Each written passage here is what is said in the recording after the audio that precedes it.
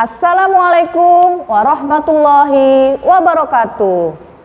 Bertemu kembali dengan saya, Ibu Siti Tienti Wahyuni Nasution, Magister Pemikiran Islam dalam bidang studi Sosiologi di SMA Islam An-Nizam, Medan. Apa kabar anak-anak? Semoga semua dalam keadaan sehat walafiat, tetap semangat belajar sosiologi, karena sosiologi wonderful. Sekarang bahasan kita tentang gejala-gejala globalisasi di Indonesia, ya. Anak-anak semuanya, pada saat ini masyarakat Indonesia telah merasakan globalisasi. Alat-alat modern telah banyak digunakan di Indonesia. Misalnya, informasi dari negara lain dapat kita peroleh dengan cepat dan mudah.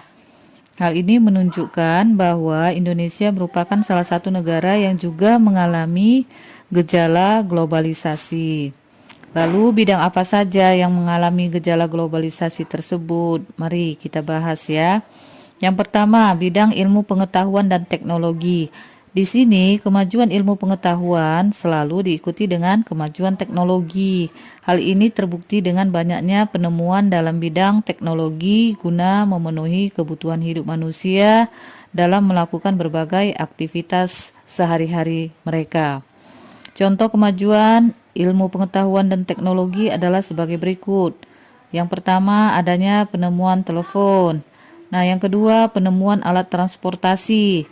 Ya, mulai dari yang ringan seperti sepeda sampai dengan alat transportasi lain yang lebih kompleks yang dapat digunakan baik di darat, laut maupun udara.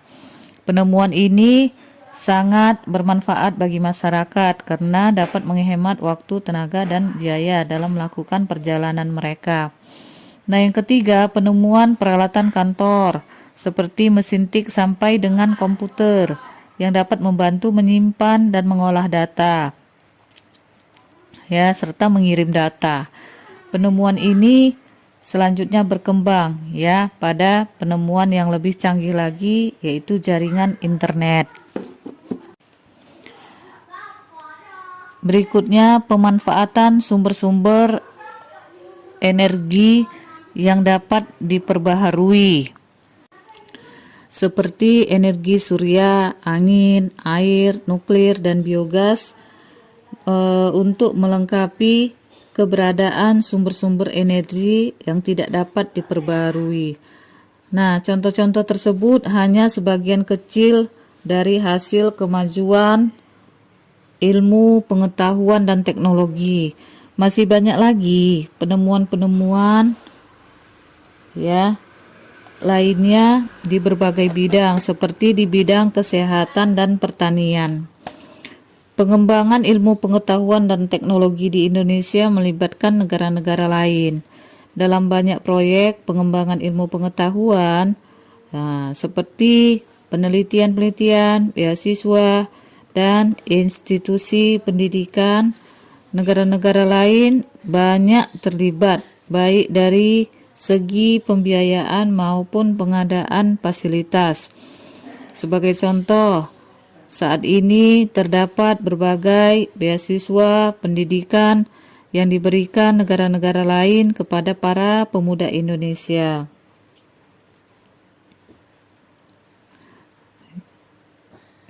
Nah, selain berbagai contoh tersebut, contoh lain dari gejala globalisasi ilmu pengetahuan adalah mulai maraknya sekolah-sekolah internasional yang membuka cabang di negara-negara lain, termasuk di Indonesia. Hal ini sesuai dengan Undang-Undang Nomor 20 Tahun 2003 tentang Sistem Pendidikan Nasional yang disebutkan pada pasal 65 ayat 1 bahwa lembaga pendidikan asing yang terakreditasi atau yang diakui di negaranya dapat menyelenggarakan pendidikan di wilayah Negara Kesatuan Republik Indonesia sesuai dengan peraturan perundang-undangan yang berlaku. Berikut bidang ekonomi. Globalisasi ekonomi adalah meningkatnya saling ketergantungan ekonomi negara-negara di dunia berkat percepatan pergerakan barang, jasa, teknologi, dan modal lintas perbatasan.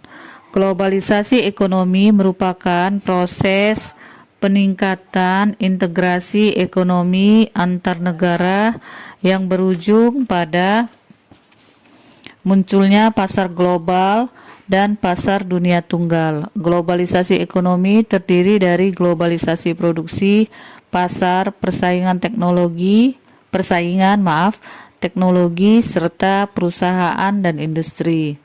Tren globalisasi saat ini dapat dianggap hasil dari integrasi negara maju dengan negara yang kurang maju melalui investasi langsung asing, ya, pengurangan batasan perdagangan, reformasi ekonomi, dan imigrasi. Jenis globalisasi ekonomi ini lebih spesifik lagi seperti yang dikemukakan oleh Tanri Abeng, yaitu sebagai berikut. Yang pertama namanya globalisasi produksi. Di sini globalisasi produksi ditandai dengan berdirinya perusahaan yang melakukan produksi di berbagai negara. Tujuannya adalah untuk menekan harga produksi. Dunia dalam hal ini menjadi lokasi manufaktur global. Yang kedua, globalisasi pembiayaan. Di sini perusahaan multinasional lebih mudah memperoleh pinjaman atau melakukan investasi di negara-negara di dunia. Yang ketiga, globalisasi tenaga kerja. Di sini kehadiran tenaga kerja asing merupakan gejala terjadinya globalisasi tenaga kerja. Dalam hal ini, perusahaan multinasional akan memanfaatkan tenaga kerja sesuai dengan kebutuhan. Jika yang dibutuhkan staf profesional, akan diambil tenaga baik dari dalam maupun dari luar atau asing, ya. Nah, yang keempat, globalisasi jaringan informasi. Dengan adanya globalisasi membuat jaringan informasi masyarakat lebih mudah dan cepat mendapatkan informasi dari negara-negara di dunia. Hal ini dimanfaatkan oleh perusahaan multinasional untuk memasarkan produknya. Sebagai contoh, mempromosikan restoran cepat saji lewat media massa dan media elektronik.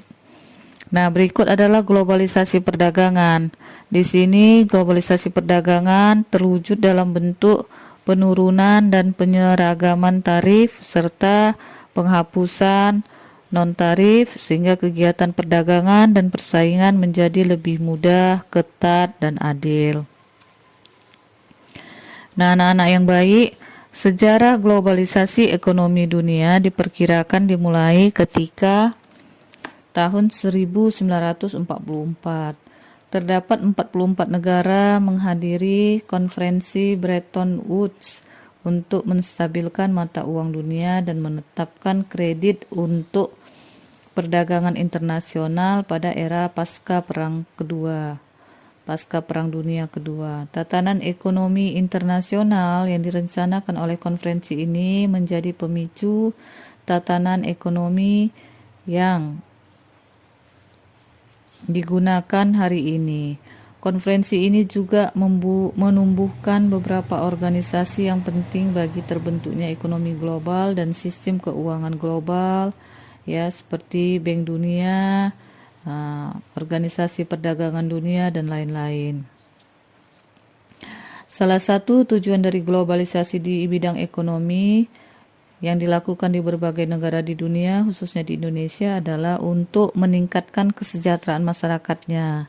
Untuk itu perlu dikembangkan sistem ekonomi kerakyatan yang bertumpu pada mekanisme pasar, berkeadilan dengan prinsip persaingan sehat. Dengan demikian terjamin kesempatan yang sama dalam berusaha dan bekerja. Upaya-upaya yang dilakukan antara lain sebagai berikut. Yang pertama, mengembangkan persaingan yang sehat dan adil serta menghilangkan sistem monopoli. Yang kedua, memberdayakan pengusaha kecil, menengah, dan koperasi agar lebih efisien dalam berusaha dengan suasana yang kondusif, aman, dan mendukung. Yang ketiga, mengembangkan hubungan kemitraan yang saling mendukung dan menguntungkan. Nah, berikutnya bidang politik.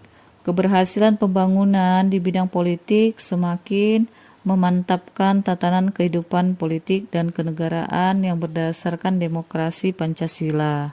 Di sini dimantapkan perkembangan organisasi sosial politik dan kemasyarakatan serta mendorong peningkatan kesadaran berpolitik rakyat. Namun, pendidikan politik pun harus lebih ditingkatkan agar rakyat semakin sadar akan hak dan kewajibannya sebagai warga negara dan semakin sadar bagaimana kita menjalin hubungan dengan negara-negara luar untuk memelihara perdamaian dunia.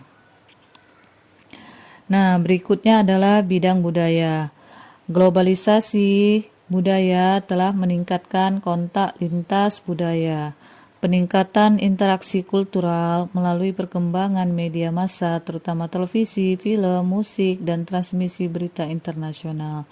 Saat ini kita dapat merasakan hasil gagasan dan pengalaman baru mengenai hal-hal yang melintasi keberagaman budaya, misalnya dalam bidang fashion atau busana, literatur, dan makanan. Perkembangan teknologi di bidang informasi dan komunikasi dapat mengubah pola pikir masyarakat menjadi lebih modern dan dinamis. Perkembangan ini dapat menambah cakrawala baru, kreativitas, dan keterbukaan dalam menerima unsur-unsur baru dari luar. Contohnya di bidang musik, lagu asing dengan mudahnya masuk dan diterima oleh masyarakat Indonesia. Berbagai model busana pun membanjiri pasar Indonesia. Hal ini menunjukkan arus globalisasi sedang menerpa masyarakat Indonesia. Nah, di sini globalisasi budaya tidak hanya melalui interaksi media massa, melalui iklan-iklan ya yang menampilkan beragam kekayaan budayanya, perkembangan mode pakaian, makanan, dan musik, tetapi juga melalui kunjungan turis-turis asing yang masuk ke suatu negara, pertukaran kebudayaan antar negara, migrasi penduduk ke suatu negara, serta ajang-ajang perlombaan yang berskala internasional. Semakin sering kontak dengan budaya lain, secara tidak langsung nilai-nilai budaya negara lain akan semakin tersebar. Ya. Nah, dalam menghadapi globalisasi budaya, tentunya masyarakat Indonesia harus memiliki ketahanan budaya yang kuat. Hal ini agar masyarakat tetap berada dalam norma-norma sesuai adat ketimuran dan tidak terlena dengan arus westernisasi. Nah, yang terakhir bidang agama. Di sini globalisasi di bidang agama lebih terfokus pada aplikasi ajaran agama dalam konteks kekinian tanpa melanggar atau menabrak akidah-akidah agama. Globalisasi juga memicu penganut agama untuk memahami dan menghargai penganut agama yang lain dalam konteks toleransi sehingga tercermin kehidupan yang harmonis dalam masyarakat multikultural. Globalisasi di bidang agama juga merupakan imbas dari globalisasi yang menyangkut sarana dan prasarana keagamaan. Arus komunikasi dan informasi antar umat keagamaan yang sama maupun antar umat beragama yang berbeda kian luas dan terbuka. Hal ini berdampak pada berkurangnya rasa saling curiga di antara mereka. Keadaan ini dapat menghambat konflik dan mempercepat kehidupan yang aman dan nyaman. Perlu juga disadari bahwa untuk menjaga keseimbangan seyogyanya tidak hanya membangun fisik yang menjadi tolok ukur keberhasilan, tapi yang tidak kalah penting adalah pembangunan mental dan spiritual untuk beragama. Dalam hal ini tentunya lembaga-lembaga keagamaan harus berperan dalam menghadapi arus globalisasi yang sedang berkembang dalam semua lini bidang kehidupan. Demikianlah ya pembahasan kita pada hari ini. Mudah-mudahan bisa dipahami dan apa-apa yang kita lihat pada hari ini bisa kita pelajari dan kita bisa mengambil manfaat yang sebesar-besarnya.